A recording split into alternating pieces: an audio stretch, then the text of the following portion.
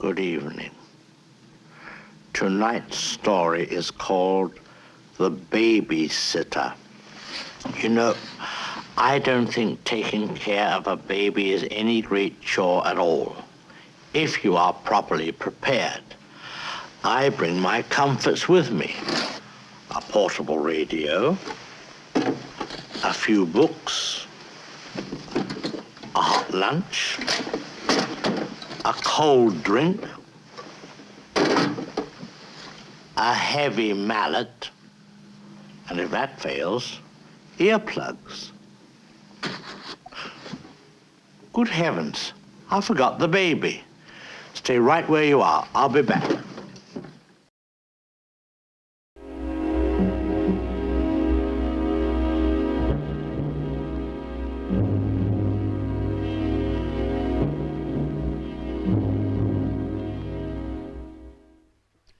Doomed.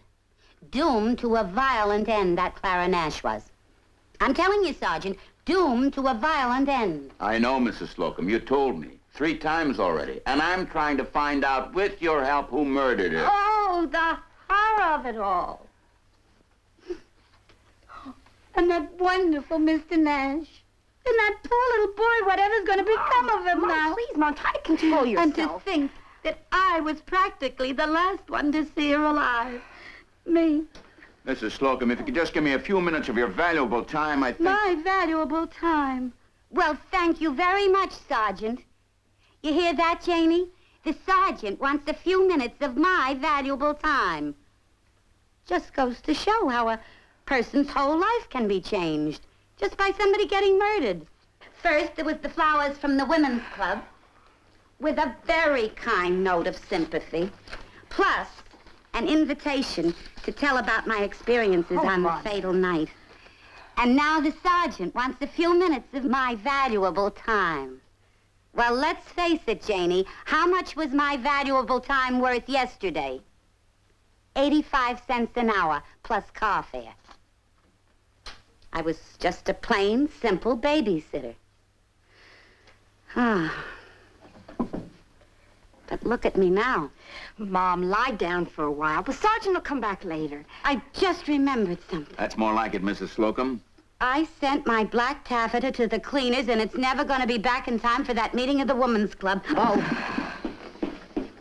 I'll be back. Oh, really, Sergeant, my mother's a wonderful woman. She just suffered some overact. That's the understatement of the year. Mercy. Oh, you must be that detective. Say, I've got a few ideas about that murder. I'll bet you have.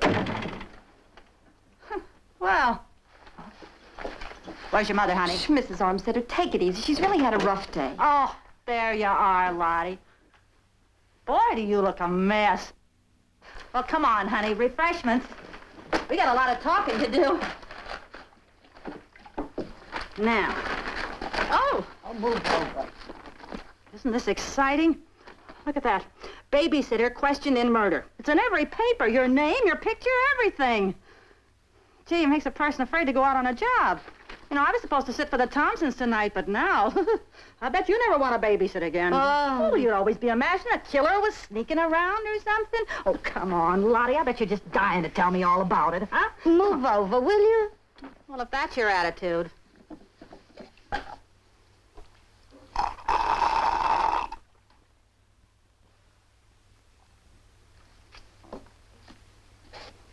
It's cherry chocolate with tutti frutti. Oh. Well. There. Come on now, tell me. What was she really like? It's a long, long story, Blanche. Well, don't worry. I got refills.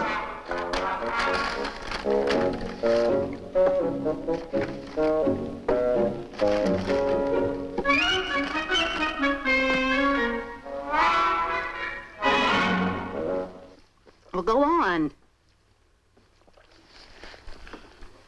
You know how I've often said that sometimes a pretty face will do you more harm than good.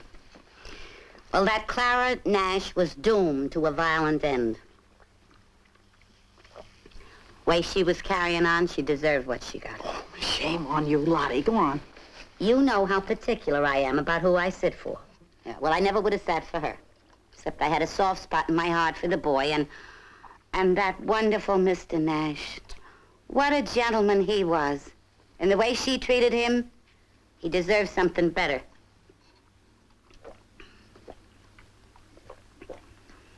Did you see the flowers the Women's Club sent? Oh!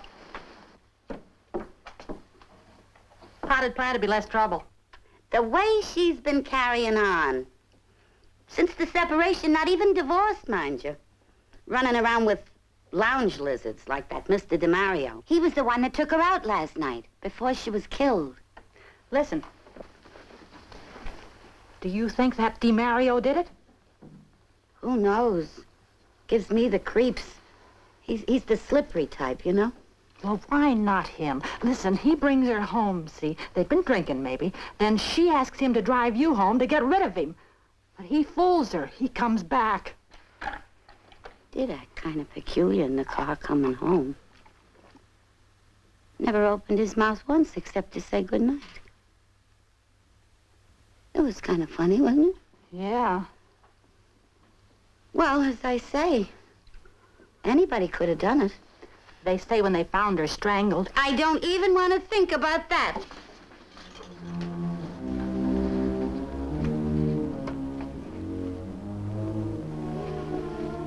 She was never any good. Even right from the beginning, when I first started sitting for the Nashes. Long before they were separated. I remember one night, they were supposed to go to his boss's house for dinner. So, I got there at 7 o'clock, like I was supposed to. Mrs. Nash was picking on Mr. Nash something awful. It wasn't as if I was snooping or anything. She must have known I was standing there, but that didn't stop her. Not for 1 minute. Yakety, yakety, yak. Mad as a wet hen she was. Poor Mr. Nash, you could see he was suffering, but didn't have a chance with Big Mouth.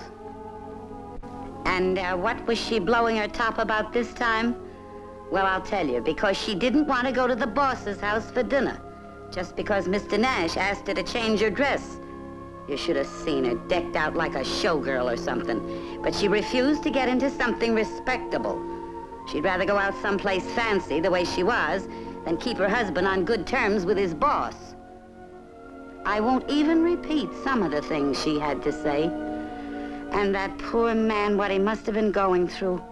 She even had the nerve to make him call his boss to say they couldn't come. And do you know what she was doing while he was calling? She just laughed. Well, she could afford to. She won. I couldn't keep my mouth shut any longer, and I let her have it. I simply told her that she didn't deserve a man like Mr. Nash. And she had the nerve to get sore about it, even though I was right. It might have ended up in a real hair-pulling contest if it hadn't been for Mr. Nash, but such a gentleman. He just couldn't stand by and let her abuse me. He had to tear us apart, practically. But I guess he didn't really mind. I guess he was flattered that I stuck up for him because right then and there, he asked me how such a wonderful, understanding woman like me had stayed a widow so long. Oh, Blanche. He was divine. So what? So what? So you don't think he meant anything personal? I mean, about you being so wonderful and still single and everything? Who knows what he meant? Well, what's so funny? Oh, Lottie, you ought to be ashamed of yourself. And at your age? My age, his age, same age. Give a little, take a little. Besides, who'd have him, even if he asked me? That I'd like to see. Well, don't kill yourself laughing, Blanche. I may be a size 14, but I could get to be a size 10 for him. For a man like that, I could even get to be beautiful. For a man like that, a woman would do anything. Just anything. Lottie, you didn't. Then what? You didn't kill her.